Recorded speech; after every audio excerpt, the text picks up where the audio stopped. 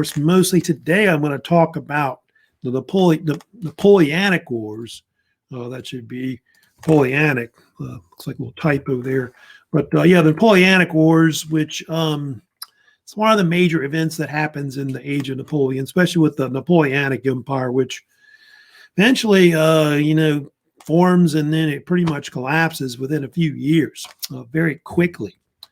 So it's mostly what I'll talk about today. And we'll also, of course, get into and talk about what happened to Napoleon. I don't know if I have time to talk about the aftermath of Napoleon, like after his exile, the post-Napoleon Empire period of Europe and all that. But I'll get more into that either. I don't know if I get to that today, but I'll probably get like that probably next week on Tuesday overall. All right, so from last time, I believe we were kind of talking about the rise of Napoleon. We got into and we discussed the, how Napoleon's empire formed, which kind of forms around 1804, 1805. This was after he overthrew the French Directory government in 1799. Of course, when he comes into power, he's crowned in December of 1804. So this basically sparks a series of wars, which I've kind of already talked about, which are called the Napoleonic Wars, which last over 10 years.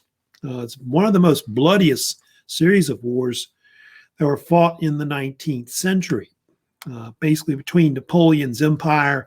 It was basically a series of coalitions, like something like 4 or 5 coalitions that took on Napoleon at one point.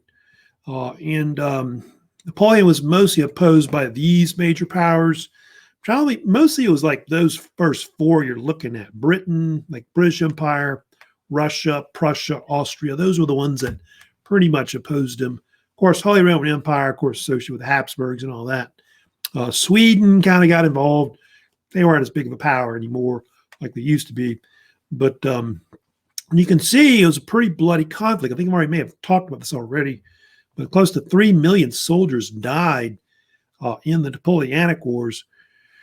Of course, the bloodiest conflict was the Russian invasion of Napoleon in 1812, which I'll talk about. And I think almost half the casualties were over there in that part of the conflict. Spain was pretty bloody too. They had a conflict over there as well. And this wouldn't be really the bloodiest war until, I guess, you got to World War I, where you got like something like 9 million soldiers that would die in World War I. Pretty bloody. All right, so let's talk about what happened, of course, at the beginning of I was telling you how the Grand Army had formed initially. That was one of the first things I told you about. She formed it in 1804. I think I may have mentioned before how Napoleon had basically formed his army from selling Louisiana, like where we are. Louisiana was, of course, sold to Thomas Jefferson's administration of the United States for like $15 million. And then from there, he was able to form this huge army that basically would take on most of the coalition powers later. One of the largest armies, of course, ever massed at the time, in modern Europe. And of course, at first, in 1805, he was going to take this army and try to somehow cross the English Channel and take Britain, because Britain's really the main power that really kept all these coalitions together. Well, that didn't work because the British have a better navy. So at that point, he decided to turn his forces more towards Central Europe. And at that point, there was a coalition that formed, of course, against Napoleon. It was called the Third Coalition, which included like a bunch of powers, like Britain was in it, Austria was in it, Russia was in it, etc. It's also the Fourth Coalition, too, that'll kind of follow after that as well. So Napoleon invaded. What he did was he invaded Austria, is what happened in the kind of like in the fall, winter of October of 1805. They call it the Ulm campaign. Includes like several battles, the Battle of Ulm and, of course, the Battle of Austerlitz, which we'll talk about the most. And he would fight against 2 major emperors in Europe. He, of course, had France II, who we talked about before, who was the emperor of the ruler of Austria, the Austrian state, and of course the Holy Roman Empire, the last one talked about before. And then Russia came in and supported Austria in the war, and they were of course ruled by the Tsar Emperor Alexander I, who was the grandson of Catherine the Great. So basically, that's you got basically France versus Russia and Austria at that point. Well, what happens by November of 1805, Vienna fell to Napoleon's forces. In fact, he actually takes the city and practically sleeping in the Schönbrunn Palace at that point. And so the Russian, Austrian forces realize that if they don't do anything, that Napoleon's forces are just going to overrun pretty much most of the Holy Roman Empire in Austria. And so they combine their forces, and what I think is now today, they call it the Czech Republic today. And that would lead, of course, to a very famous battle that was called the Battle of Austerlitz, which has another name that they sometimes call it. It's got a little nickname they dub it, which is called the Battle of the Three Emperors. And it would take place on December 2nd, 1805. That battle is very important because it is considered to be Napoleon's greatest battle that he ever fought in. Definitely his greatest victory. It's the one that a lot of military historians and people study military history. They pretty much study that battle as a whole. And I think that the Russo-Austrian forces picked a wrong day to fight against Napoleon. That happened to be the 1-year anniversary of his coronation as emperor. Remember, he had been coronated emperor on December 2nd, 1804. This battle was a tactical masterpiece. Napoleon, which had a little smaller force, would rout a larger force of the Russian Austrian forces. I think, I forget the number, he had like 70-something thousand troops, and they had almost 90,000 troops. So a much larger force than his. And Napoleon used a little trickery in this battle. He made his, I think his right flank look weaker in the Russian Austrian side that they were going to attempt a oblique order maneuver on that flank, thinking it was weaker. Napoleon had plans. He had troops that were, I think, behind some hills that were there, and he was able to block that. And then his real force was in the middle, in the center. He attacked the Russo-Austrian forces right up the center and led to a total rout. And the I think on the Russian-Austrian side, they lost something like 27,000 killed and wounded, and 30,000 were captured after the battle. And so they 2/3 of their force were wiped out. So it's considered one of the greatest victories, in Napoleon's history as a general. And later, Napoleon later commemorated the Arc de Triomphe, if you know about that, in Paris, which was later kind of completed, I want to say about the 1830s, a little later. And so that's why that's there now, in the capital, Paris in France. Now, Austerlitz is important because if you know about it, it led to like a string of victories afterwards where the Grand Army just marched through Europe and they just beat everybody within like a few years. In fact, the Grand Army was unbeatable for I want to say at least eight or 9 years. Nobody could touch it. More or less. And so that really ended the war of the Third Coalition at that point overall. Then they had the war of they call it usually the Fourth Coalition that they call it as well. This one happened mostly in 1806, 1807. And Prussia entered the war. It was probably a dumb idea. And they were led by the king of Prussia, King Wilhelm or William III. His forces got beat bad too. Actually, two battles: the Battle of Jena, the Battle of Auerstedt, in October of 1806. And the Germans ended up suffering badly in that battle. They suffered something like 28,000 killed and wounded. French only had 2,500 casualties. It was both those battles were so lopsided. And then Berlin fell right afterwards. And what's going to happen eventually is that several things are going to occur from that because of it.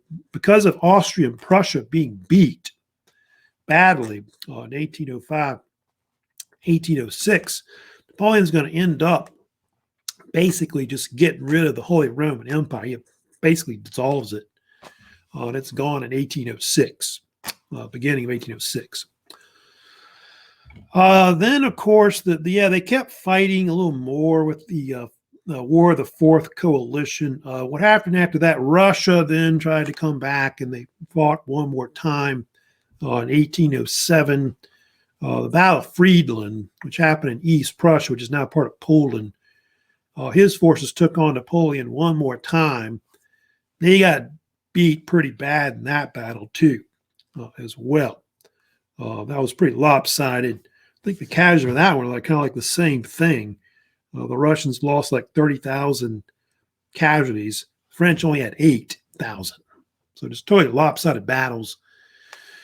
And because the Russians got defeated too, they were forced to sign a peace treaty with the French, which became known as the Peace of Tilsit.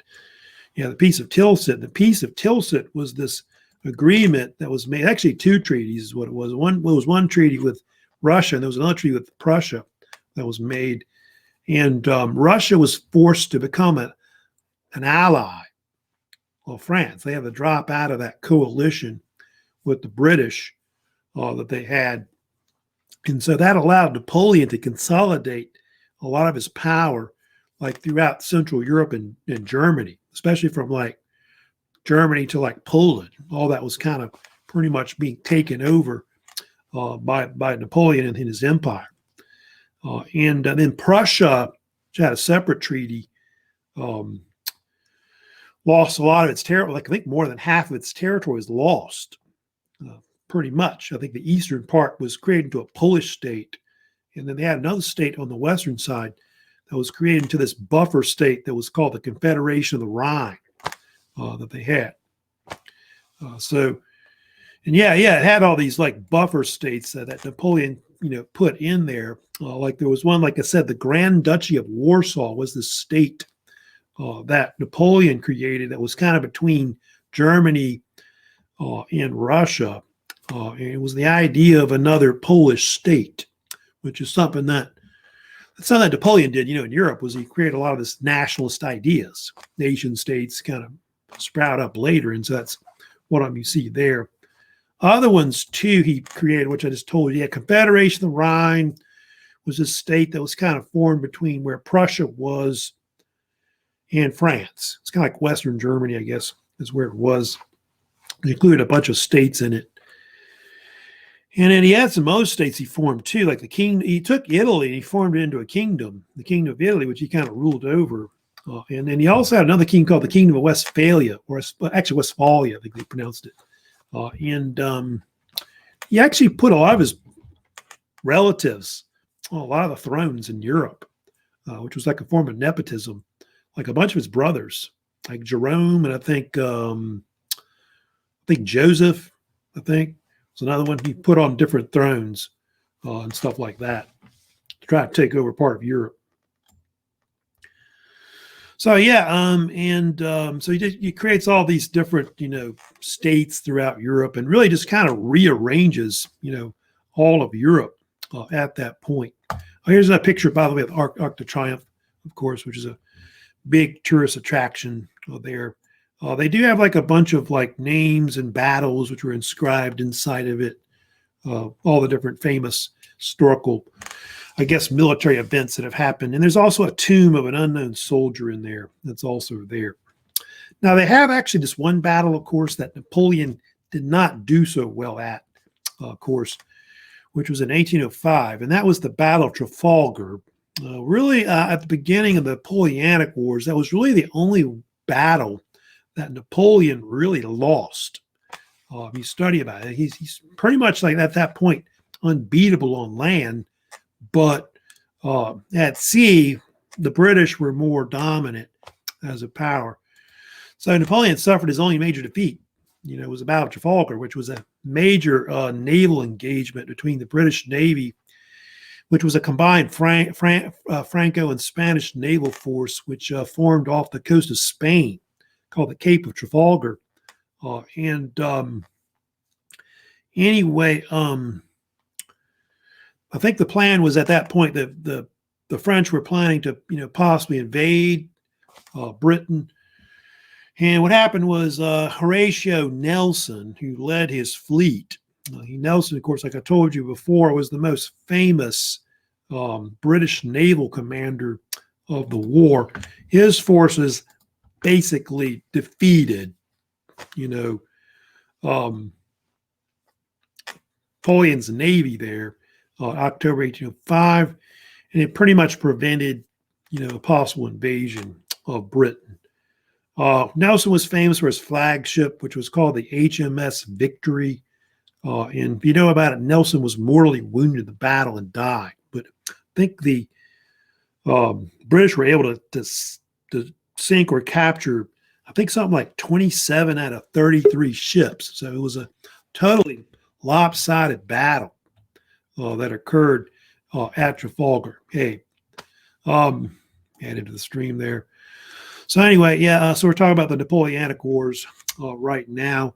So pretty much up to the beginning of the wars, up to 1807, 1808, Napoleon's pretty much undefeated at that point overall.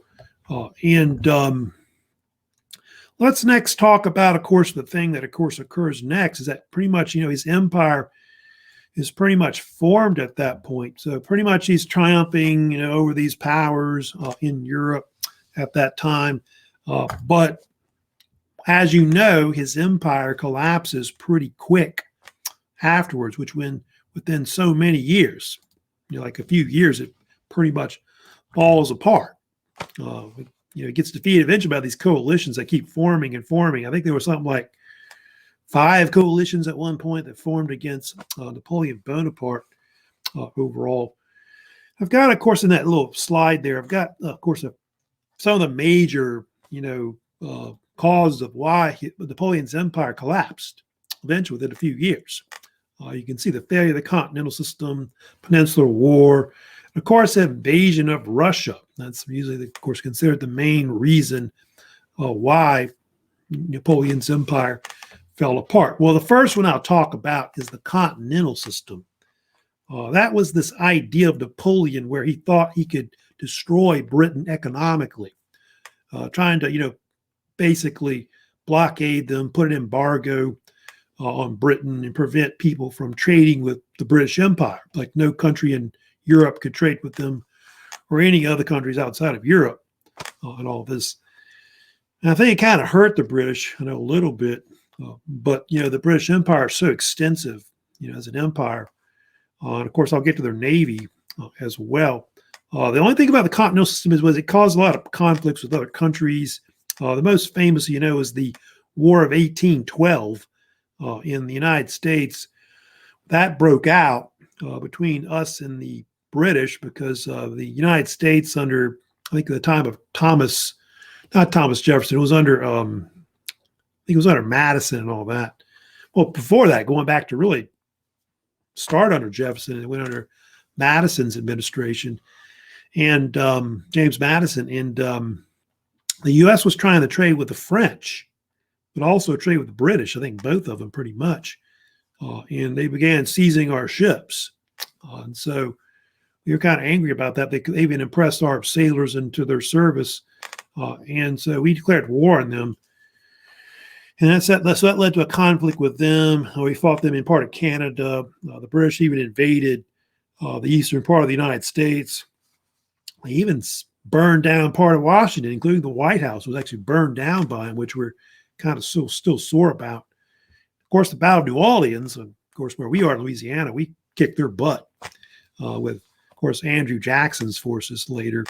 But anyway, that's of course, a side thing, but that just shows you how powerful the British Empire was at the time. They're able to fight Napoleon and then swat us at the same time, that kind of thing. Wow. So Now, of course, the other thing happened too is that, a lot of countries, because of free trade, remember we talked about the wealth of nations, Adam Smith's idea of like early capitalism and all that. Well, yeah, you have countries wanting to trade with each other. And so the whole blockade thing, of Britain didn't exactly work. And then, it's hard to stop the British Navy, which at the time was the most powerful Navy in the world. So they had, of course, a very, very big advantage of that, overall. Then, of course, they had this other conflict which broke out, which didn't help Napoleon either. They had the Peninsular War, which broke out around about 1807, 1808. And this was a guerrilla war that broke out between France and what was Portugal, Spain, and the Napoleon was angry because I think Portugal had opened its ports up to like Britain and other powers. And so they were causing, the continental system not to work, because they had that open side over there. And so what happened was Napoleon's forces invaded Spain to get to Portugal. And so Spain got in the war also as well. And Spain and Portugal fought a guerrilla campaign against the French for like something like 5-6 years. And the British came in and directly aided them. I'll get to the Duke of Wellington later, but the Duke of Wellington later went in there. He was one of the main generals that helped the Spanish and the Portuguese to fight off, the French.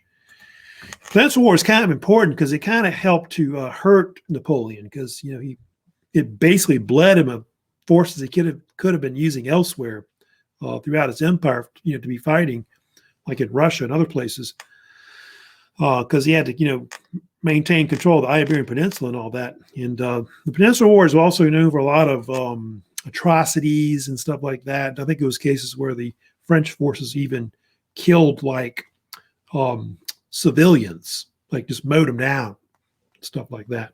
So the kind of stuff like that was kind of going on. Oh, also the Peninsular War did spark, I don't usually talk about it as much, but they did spark the Latin American revolutions, like in what is Brazil. They rebelled, eventually would form their own separate state. And then a lot of the Latin American countries from Mexico down to Argentina would all rebel too, and they would eventually form their own states and all that.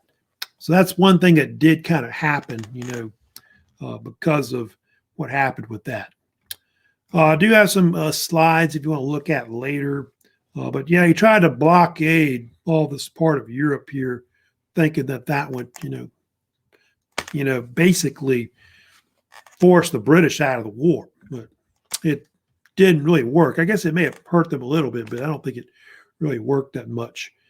But yeah, there's the Peninsular War, of course, which Spain and Portugal were, of course, involved in. All right, let me move on, of course, and talk about the main thing, of course, that, of course, led to the downfall of Napoleon's forces. And of course, that was, in 1812, Napoleon decided to invade Russia, which the reason why he did this had to do with the continental system again. It's kind of his Achilles heel here. And what happened was the Russians, I think who were they had a shortage of grain, started opening their ports up to the British, so probably St. Petersburg, etc. That angered Napoleon, and so Napoleon decided to go into Russia to deal with that and force Emperor Alexander, to adhere to the Peace of Tilsit. Those two were supposed to be allies with each other, but Alexander really did not trust Napoleon. He actually hated him, but he was kind of forced to originally form this alliance because he had been, beaten, and a bunch of other powers had been beaten in Europe at that point. I think there was a case even where Austria had been knocked out of the war. There was the they had the War of the Fifth Coalition around 1809, where Austria was defeated again in another war, and that led to actually Napoleon marrying Marie Louise, who I told you before was this Austrian princess, and his father-in-law was Emperor Francis II, which is crazy. Yeah, with that was some kind of political deal that was made between them. Now, Yeah, the Russian invasion was Napoleon's downfall. The Grand Army would invade in about June of 1812. It's kind of interesting about this. Hitler, about that 1941, would also invade the Soviet Union, like Russia, 1941. It was in the same month. Both were in June. I think they're almost the same day. I think one was, what was his? June the 23rd, I think was the date. When Napoleon invaded, and then Hitler invaded on June 22nd. It's almost the same date exactly, 1941. Weird about that. So both, the same downfall of both Napoleon and Hitler was going into Russia. Bad idea with that. Hitler should have studied history more, I think. Anyway, when he invades into Russia, he has an army of it might have been a little bigger than 650,000 or 680,000. They think it may have been. But a lot of it was like mercenaries. I want to say 2/3 of his army that went into actual Russia was like mercenaries, like parts of Europe, because he recruited soldiers from all over Europe that he drafted from like Germany, Poland, Austria, Italy, etc. And the Russian campaign was really frustrating for Napoleon. Now, one thing he found out about Russia was that Russia is a very poor area, especially at the time. And so he couldn't live off the land. And of course, the Russians used a scorched earth policy against him. I think Napoleon once said that an army lives off of its stomach, because it's, having to live off of supplies and food and all that. And Russia didn't have anything. And on top of that, the Russians used scorched earth policies where they burned all their crops, got rid of their cattle, even destroyed like any kind of shelter or buildings that they could have used. And so logistics was the main reason why Napoleon lost really the Russian campaign. And there were like some bloody battles. Like one of the bloodiest battles of the whole Russian campaign was the Battle of Borodino, which happened in September of 1812, west of Moscow. And I forget the number of casualties, it was something like 80-something thousand was killed and wounded on both sides. Borodino was like the third bloodiest, I think, battle of the whole war. And it was a stalemate. Neither side really won. I think the only thing that happened was that Napoleon pushed the Russian force in numerous battles. In 1812, he fought the Russians and couldn't beat them. So they kept backing up, the Russian forces, even beyond Moscow. And eventually, in September 14th, 1812, they believe Napoleon eventually seized Moscow. And of course, as he retreated, the Russians burned it. They burned part of the city down. Napoleon thought that pretty much with the seizure of their capital, well, not about their capital, but St. Petersburg was the capital, but the seizure of Moscow, that at that point, maybe, Alexander would sue for peace like he did in 1807, with the Peace of Tilsit, but he refused to do it this time. And so for several weeks, almost a month and a half, Napoleon kind of waited in Moscow, thinking that maybe he would basically. And of course, he didn't do it. And so what happened was Napoleon at that point was forced to eventually retreat, is what occurred. So he's got to retreat back into the Russian winter at that point. And what ends up happening is that Napoleon, in the retreat, ends up losing a majority of his force, like 90% or more. I forget the exact number, but he lost more than 90% of his force on the way back. The Russians also harassed him on his flanks as he returned. There was later a famous map they made, or graph really, depicting how his force went from, being really large to being really small. And you can see his force basically crumbled. A lot of his forces were either captured or killed, wounded, or they basically deserted.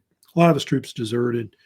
And so by the time he got back, he had very few troops left, that could fight, more or less.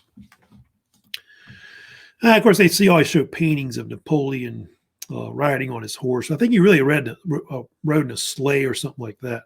But so like that's really the basically the almost the beginning of the end of his empire at that point. So Napoleon's the whole thing's crumbling around him, and so at that point they believed that the invasion of Russia by the French, that was one of the bloodiest conflicts really of the whole Napoleonic Wars. Like almost 1 million casualties on both sides combined. I forget the exact number that the actual French lost, but it was some crazy amount, like 500,000 troops were lost in that campaign. And it's something that, they would never really be able to, recover from. And funny thing about the Russian campaign in 1812, it pales in comparison to the one that was fought on the Eastern Front between mostly the German side of the Soviet Union. That was ridiculous. If the casualties on that one, I don't even know what it was, 30 million or more, I think is probably what it was, including soldier and civilian casualties combined. So it's like almost like 30 times worse, that campaign.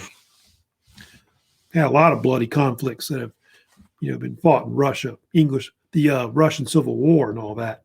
And World War I is also fought too. So Russia's fought in a lot of bloody conflicts overall. So with Napoleon's defeat, what ends up happening is the European powers form another coalition against him, which is basically called the Sixth Coalition, it's called at that point. And so all those powers you're looking at there, Britain, Austria, Prussia, Russia, Sweden, etc., all form like another alliance against him, which was often called the War of Liberation, is one of the nicknames. They call it 1813, 1814. So Napoleon at that point is reeling. He's forced retreating back through Germany, kind of like what Hitler happened to Hitler, in World War II, and all that. And then the next thing happened, of course, another battle happened at Leipzig, which is real important, is, of course, happened October 16th, 1813. Napoleon's forces is actually defeated in a pitched battle, which Leipzig, or Battle of Nations, that battle, of course, was considered really to be one of the bloodiest battles, too, in the Napoleonic Wars. It's up there with Borodino and Waterloo. I forget which one's bloodier. Those two are pretty bloody, Waterloo and Leipzig. And what is in northern Germany, basically a combined force of Russia, Austria, Prussia, and Sweden field like something like almost 400,000 troops. They outnumbered Napoleon almost like, I want to say 2-1 in the battle. Napoleon's forces almost got encircled and wiped out, but they were able to escape. And Leipzig, you study about it, was one of the largest European battles until World War I. I think the next one was the First Battle of the Marne, which would be bigger than that one. That would have a lot of troops in it, way more. And they think that's the main battle that really caused the whole Napoleonic Empire to collapse, because pretty much his empire starts backing up all the way to the frontiers of really France. He loses pretty much all of his territory that he had gained in the Napoleonic Wars and all of that. And so what ends up happening, France gets invaded by the coalition force led by, of course, the Tsar Alexander I. He leads the troops, of course, into Paris by April of 1814. And what ends up happening is Napoleon is forced to abdicate the throne.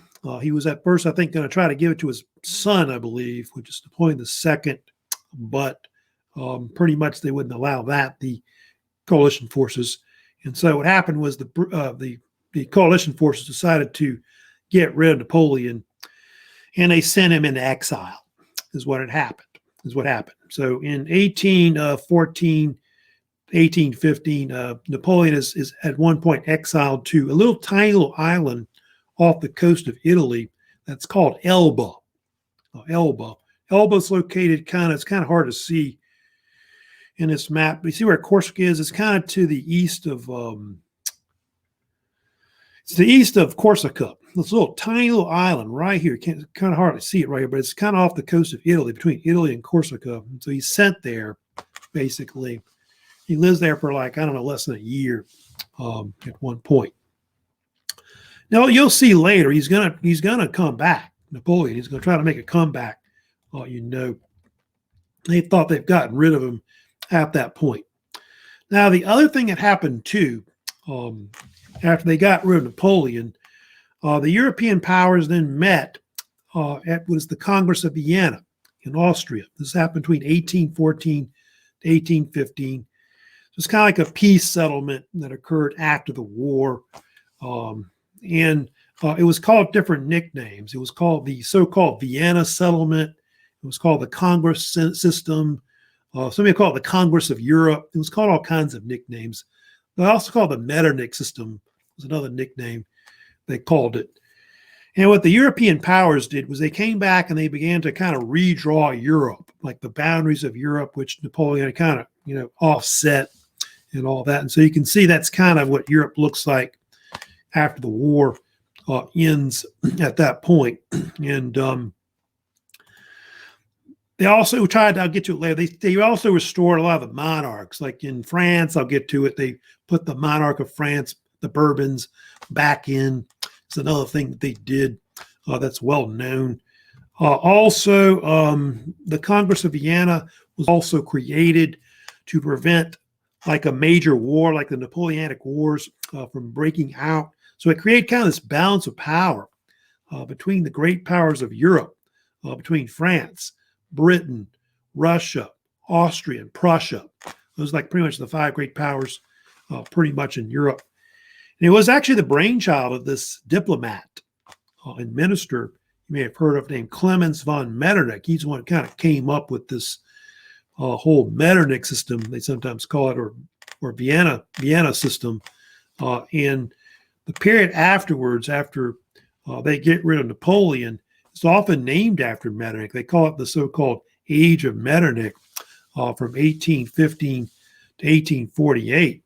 And Metternich and all these powers like Russia were kind of mad about what happened with the French Revolution and Napoleon. They were kind of tired of all the liberal radical ideas that were kind of floating in Europe.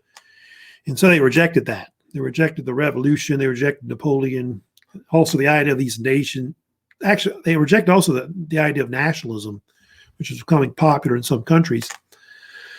And so they were trying to stop the spread of all this and kind of bring back, the conservative status quo, in Europe. And it lasts till 1840, but eventually it's going to collapse, eventually in the mid-19th century. Now, one of the things that happens, of course, after Napoleon, they got rid of Napoleon, was they put the Bourbons back in, if you know about this. And so they put in France the king, which is Louis XVIII, who I'll talk more about later. If he would come in and reign in 1814, he would be in power to almost about 10 years. And he was the younger brother of Louis XVI. You remember, had been executed during the French Revolution.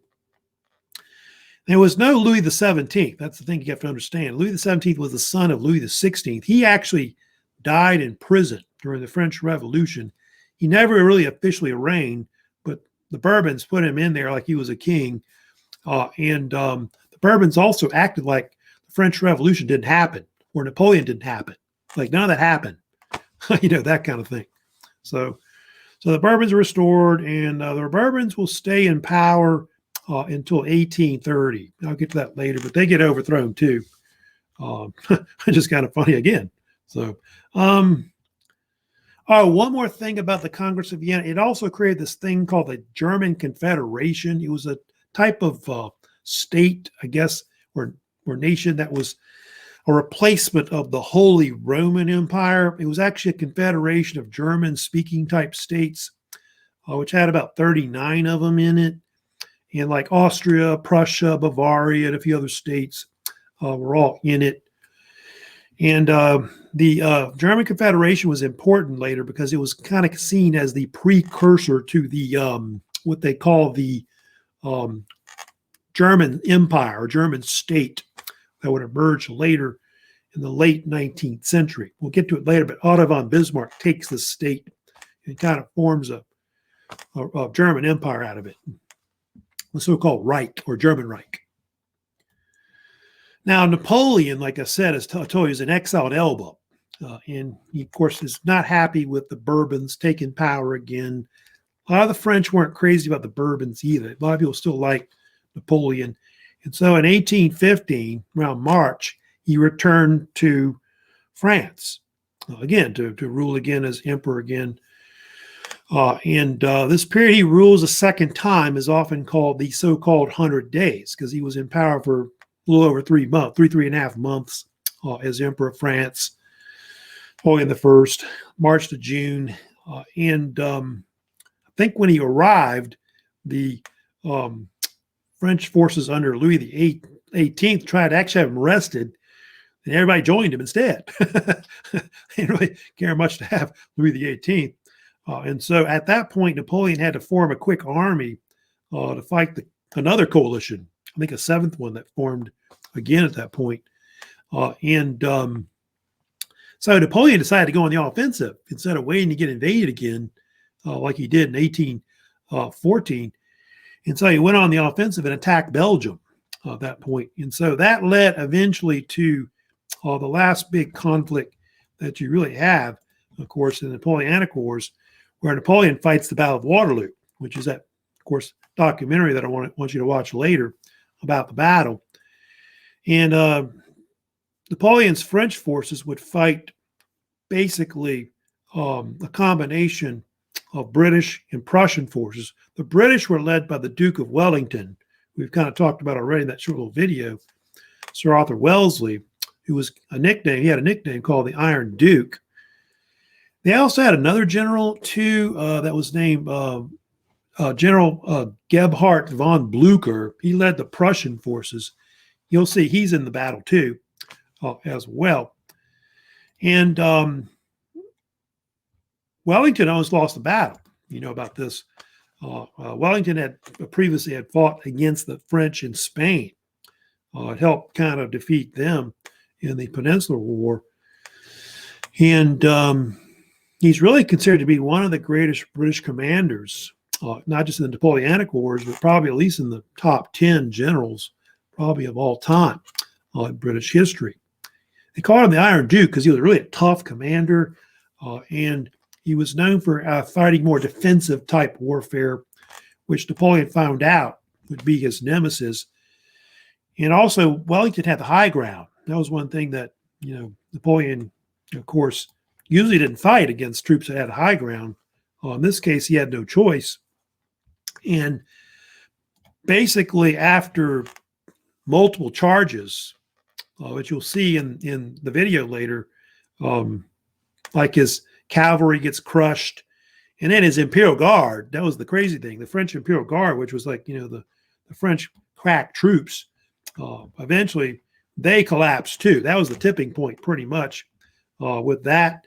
And then Blücher's Prussian forces coming onto the field to combine their forces with the British forces. And so they were heavily outnumbered in the battle at the end, and they basically their whole army collapsed pretty much. And so today, the term Waterloo is really considered to be a decisive defeat. That's actually what it means now. And so basically that, not just the Russian campaign, but the combination of that and Waterloo, those are the two things that really, sealed Napoleon's fate. Napoleon was forced to abdicate again and go into exile. This time, if you know about it, the British wanted to make sure that Napoleon did not come back again, like a third time, I guess, to rule again. And so they sent him to exile on this island called St. Helena, which is off the coast of Africa. It's like close to the equator. It's in the middle of nowhere, very remote island, which the British used it as a kind of a little port there, halfway between Africa, the tip of Africa, and England. And he was forced to live there for the rest of his life on the actual island. It was just a miserable life too, living there.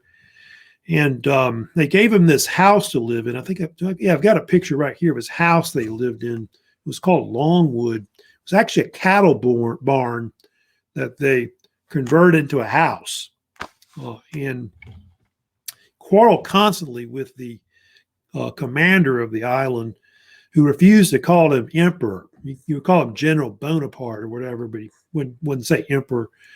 They didn't get along. And anyway, Napoleon was able to write his memoirs, if you know about this. That's one thing he did do. And so with that, he was able to kind of, rehabilitate his, who he was as a historical figure. But he died very young. You can see he died at the age of 51 in 1821. I think of stomach cancer, although there's some legends about this that maybe he may have been poisoned. Some people think the British may have poisoned him somehow. Yeah, there's been all kinds of theories about that. His father had died of the same kind of cancer, they think. So I don't know if that's true or not. What's the overall legacy of Napoleon? Well, you know about it, he's a very celebrated and controversial figure. Like in France, he's great still. He's, considered one of their greatest geniuses overall. But he's controversial, because of the fact that, his wars killed so many people, like 3 million people. But Napoleon's not a Hitler. That's one thing about Napoleon. He's not a Hitler. So he's not viewed like that way, more or less. And he's seen today as this military genius, like one of the greatest, modern generals of all time. A lot of his political reforms are still around the day, especially the Napoleonic Code, as you know. Also later, which I'm, of course, getting into later, his ideas sparked nationalism. Like a lot of countries in Europe eventually break away and they form their own nation states. And so he's a man that really influenced a lot of people to do this. And he's also interesting, the fact that Napoleon came from, like I said, humble backgrounds. He was a nobody that became a somebody. That's something you don't see much before that, like, monarchs or whatever. Most monarchs are related back to nobility and things, hereditary means, and things like that. He was like a nobody. It's all because of the French Revolution, more or less, of why that happened. All right, I've got a few minutes left. Let me go ahead and review real quick here over what we've talked about with of course, Napoleon. So who was Napoleon Bonaparte? What was his background? Napoleon, of course, Corsican born, was a French general and, of course, later Emperor of France. Was known, of course, as a military genius. Was his nickname. He was often called the Little Corporal or Little Emperor. He had 2 main wives. His first wife was Josephine, who was later his first empress. And then his second wife was Marie Louise, who was later his empress consort as well. What was Napoleon's first major military campaign? That was the Italian campaign, where he defeated Sardinia, Piedmont, and the Austrians in northern Italy. That was in 1796-97. What was the point of Napoleon's invasion, occupation of Egypt? The French were trying to defeat the British, knock them out of the war by destroying their trade routes to India. They thought they could block that area, maybe march eastward. That campaign lasts from 1798 to 200. 1798 to 1800. What happened to Napoleon's navy? It was eventually defeated by the British Navy under Horatio Nelson at the Battle of the Nile, and it forced his armies under Napoleon to stay in Egypt. They were basically stranded there for months afterwards. What discoveries were made by Napoleon that impacted Egypt? The big thing was the French discovered the Rosetta Stone, which later led to the translation of hieroglyphs, which had been lost for years. It also led to the beginning of like modern Egyptology as well. What was the Age of Napoleon? It was an historical period which starts around 1799 and it goes up to 1815 when Napoleon kind of influenced Europe. And it's broken into two main sub-periods. You have the French consulate period, which Napoleon reigns for about 4 or 5 years as first consul of France. And then he has the Napoleonic Empire, or First French Empire, it's called as well, which reigns after that, 1814, 1815. Napoleon liked to call his empire the Grand Empire, or Great Empire of Napoleon. Napoleon became emperor. He was coronated on December 2nd, 1804, Notre Dame Cathedral. What are some forms of Napoleon that made him to France? One was he created the Bank of France. He created the Napoleonic Code. He created the Legion of Honor. He also popularized the metric system throughout Europe. Concordat of 1801, he brought back the Catholic Church. He got rid of the he brought back the regular calendar. That was another thing I think we talked about. He eventually abolished the revolutionary calendar. He got rid of that. Of course, he modernized the state. Did a lot of construction in Paris, built a lot of bridges and roads throughout France. So Napoleon himself, modernized the state, but of course he got France into a bunch of wars as well. What was the nickname of Napoleon's army that he formed in 1805 to conquer Europe? That was the Grand Army, or Great Army of Napoleon, formed in 1804, actually. What was Napoleon's greatest victory against the coalitions of Europe, where he defeated the combined army of Russia and Austria at the same time? And that was in December 2nd, 1805. That was the Battle of Austerlitz. What naval battle prevented Napoleon from possibly invading Britain? That was in October 1805. That was the Battle of Trafalgar. He lost to Horatio Nelson's naval force. What was the continental system? Why did it fail? The continental system was an idea of Napoleon to blockade Britain economically and prevent European powers and other powers from trading with Britain, hoping to get them to, out of the war. It failed because of two reasons. One was because of the popularity of free trade that was kind of taken off at the time. And then, of course, mostly because of the British Navy was just too powerful. What conflict in Spain weakened Napoleon's empire? Of course, on the western side, that would be the Peninsular War, where Spain and Portugal, with the help of the British, fought the French in a guerrilla campaign. What was Napoleon's main downfall? Of course, that was in 1812, where, of course, he invaded Russia. Invasion of Russia, like Hitler, basically led to his downfall later.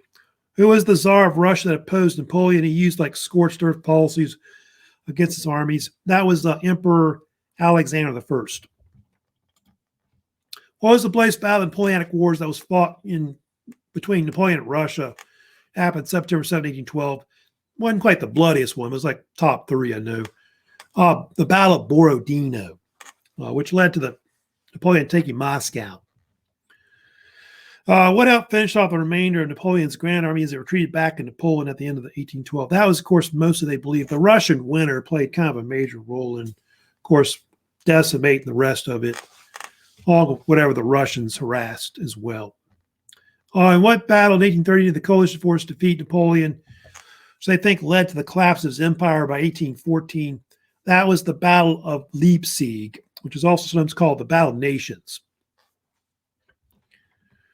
Where was Napoleon first exiled in 1814? To the island of Elba, which is off the coast of Italy, a little tiny island. That's kind of between Corsica and Italy. What was the Congress of Vienna? What were some results from it? The Congress of Vienna was a peace settlement that was done between the major powers of Europe, the great powers of Europe.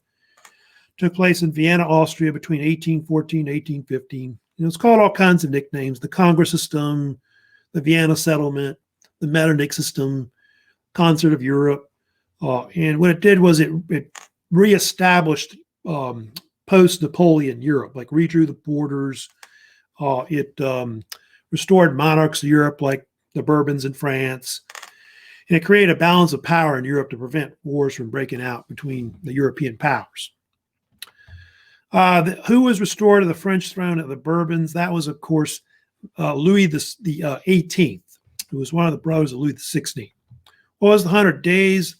100 Days was the about 3.5-month period where Napoleon reigned a second time as Emperor of France. Happened between like March to June 1815. What battle was Napoleon's forces routed by the British, leading to a second exile? That was, of course, the Battle of Waterloo talked about. Who was the British general who defeated Napoleon? That was the Duke of Wellington. He's also called Sir Arthur Wellesley. His troops called him Iron Duke. Where was Napoleon finally exiled to in 1815, where he died there in 1821? St. Helena Island, which is, of course, in the Central Atlantic. So anyway, that pretty much ends my lecture, of course, on the Age of Napoleon.